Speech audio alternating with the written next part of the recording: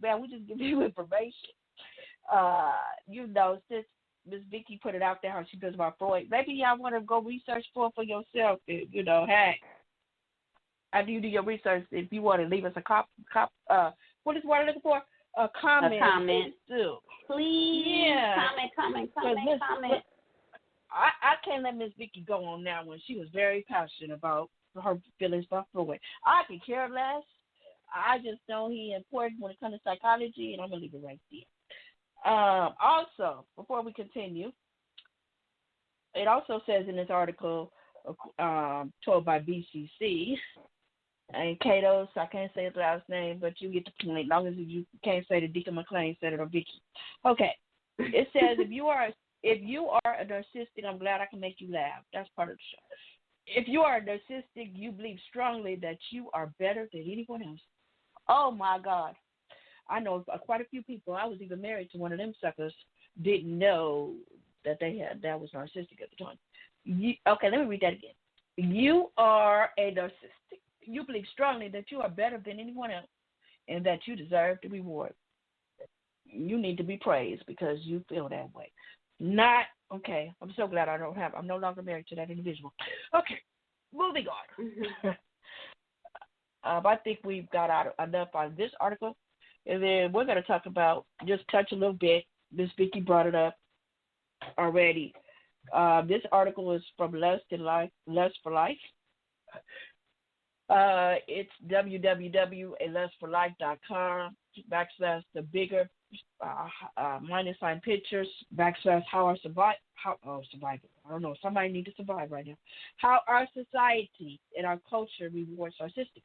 So, like Miss Vicky was saying, in our society, being narcissistic is like an award. So I'm gonna let Miss Vicky, since she brought it up, kind of elaborate a little bit more on that and discuss the article. Go ahead, Miss Vicky. I mean, I pretty much said it. I don't know what else you want to say. Just the fact that people idolize. They idolize. Because I can use an example of because I am a criminal justice major. So one of the things that I was around is substance abuse. I was working in an environment with substance abuse. And one of the things that I learned was when they have the AA meetings, the CA meeting, Cocaine Anonymous, Alcohol Anonymous, Narcotic Anonymous, any of those meetings. Well, AA meetings are pretty more conservative, usually because they're older. But at the radical meetings, like Cocaine Anonymous, Narcotic Anonymous, I brought that up because when people get up and speak on their story of how they recovered, or they're a recovering addict, or they say I'm an addict and I'm still recovering, however they express it, it's like they make a big deal, and it's like they get excited about telling their story. They get excited about telling the negative stuff that they went through. Like the more that they tell, the more excited they get. Like they almost, and by far, I'm not putting down those meetings, but I'm just saying, because the premise of it, it's the whole point of why they get up there, but it's certain individuals that continue to struggle with addiction. Those individuals, like they become a master of going to meetings, and they get up there and they talk about it, and they know how to quote every step and all these things, and they get up there and they make it seem like their experiences was like going to Magic Mountain or something, you know. So I use that as an example that people do the same thing with being a narcissistic person.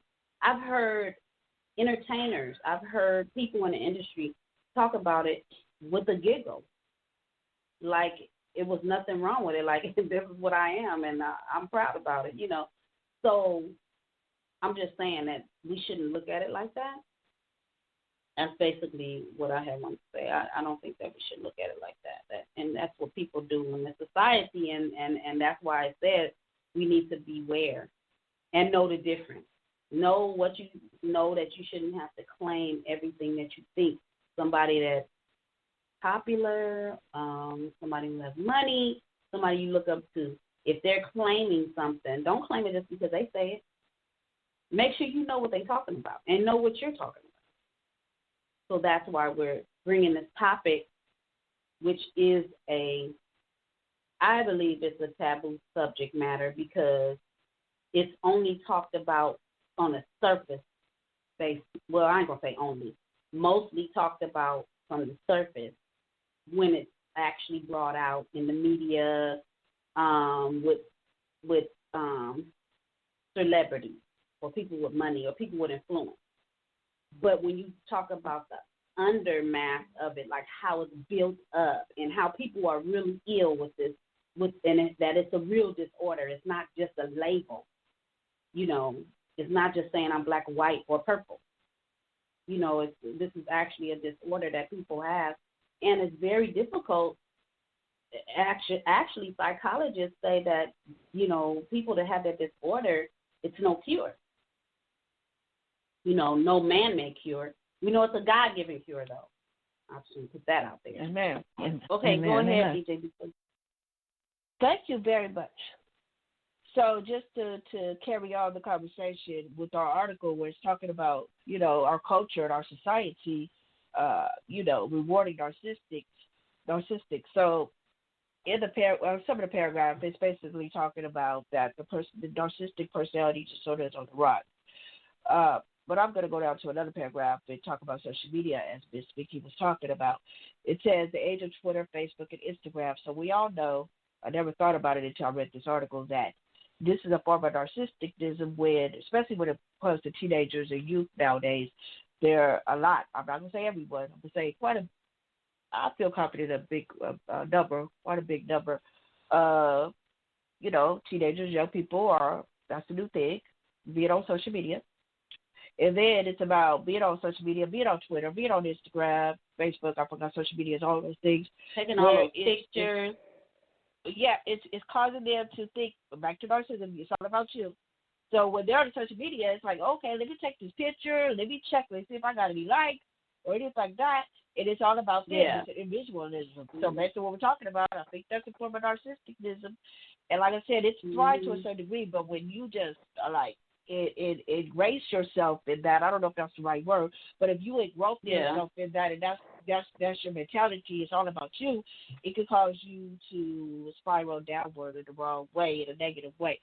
So don't get me wrong, people do look for for business reasons, to join an organization or even to get funding, because you get paid for likes after so many likes or whatever. Well, I'm not going to say on Facebook or Twitter. I'm not sure about Instagram. But I do know that on certain platforms, if you get so many likes, you do get paid for it. But like you were saying, like the young people, this is a way that they're learning. Like, we have a whole generation that they're growing up through social media. Like, that's all they know. Like, they don't know. Yeah. They actually. And it's about. They're losing out on social skills, actually, because it's all this stuff on social media. And it's not real. Everything is not real. That they're doing. It's like, even a picture, as simple as a picture that you put on social media, you can make somebody look beautiful when they're really not that attractive. So it's like, wow, it's a lot of superficial. But it's true. It's a lot of superficial things going on there. So, amen. So we just wanted to continue and just say how social media is just affecting and perpetrating that whole dynamic on narcissistic. It's all about me, myself, and I. I don't care about nobody else.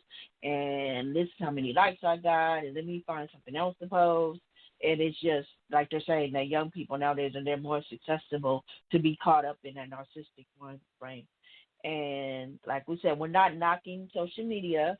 We're just talking about this incident, this situation right here, because like Ms. Vicky was saying, because we use it ourselves. Social media can be great for how you use it, for businesses, promoting what you're doing, your product or whatever. Because when social media first started, a colleague of ours, he was like, he had to get to the point where he had to cut social media out because it was almost, based on the area we were in, it was Christians. They were like, social media can be the devil. And when I'm in that group, I said, I understand where you're coming from. But see, for me, when I'm using social media, I don't use it for that reason. I don't use it to get on every fight and argue with people. If I'm going to argue with somebody, not that I want to argue, but if I'm going to argue with somebody, I'm going to get on the phone and argue with them. It's between me and them. It ain't between me, them, and the whole wide world. No, that's not what Facebook was even created for. That's a whole other subject matter. So show. Yeah, that's a whole but anyway, situation. So social media can be good and it can be bad, especially when it comes to young people, because when she's talking about taking pictures and they trying to look beautiful and then they might not look too good. We got young people out there, depending on them likes and depending on how many likes, they're like, it's messing with their self-esteem. They're like, oh, I got all these likes, people like me. Or then we have cyberbullying on Facebook where they're like calling them ugly or calling them names. That's messing with their self-esteem. And that's going to cause me to move into the next area of the article. Narcissism in the society, in our culture, it's causing a self-esteem movement where it's like, okay, we all into myself. So, they're basically in this paragraph, it's saying we have a tendency to reward people when, in so many words, how can I say this? Reward people when they shouldn't be rewarded. Am I saying it right? You just because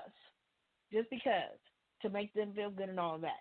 So that's kind of like a false sense of achievement, and we're just going to give it to them just because, and we give it to them and they're in last place or whatever.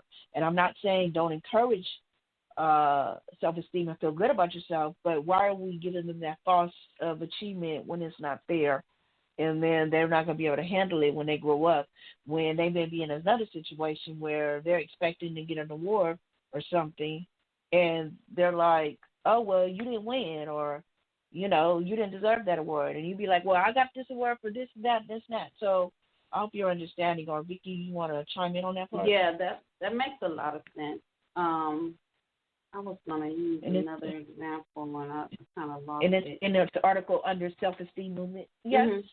Yeah, I was going to use another example, but I kind of lost it. But that's true, and I see how that's where the balance can be broken, like where there's a balance at first, and then the balance is broken because you're teaching them that they can't lose. Like, you're rewarding someone that doesn't need a reward or that didn't win. So let's say like you had a game and there's a winner, and sometimes I do know we'll have a first, second, and third prize, but sometimes it's just one prize. So then if the other child is like is used to getting a prize with the winner, whether they lose or not, so then when they grow up, that's the kind of mindset they're going to have, that I always supposed to get rewarded no matter what I do. Right. Like I don't have to really work hard for anything because,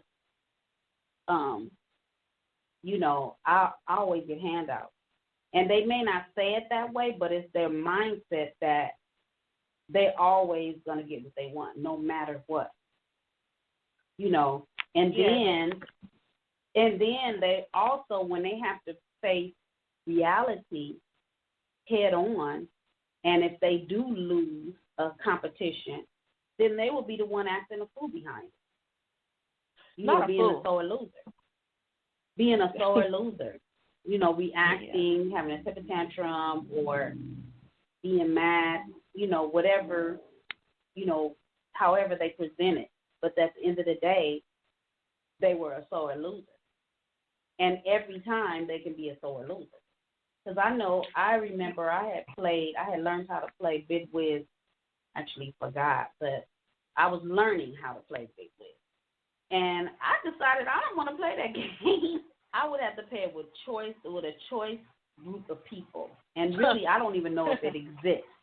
Because people that play Bid Whiz, oh my God, they are such angry people. They act like they all narcissistic, to be honest with you, because everybody mad. If they cannot win, they have an attitude. And I thought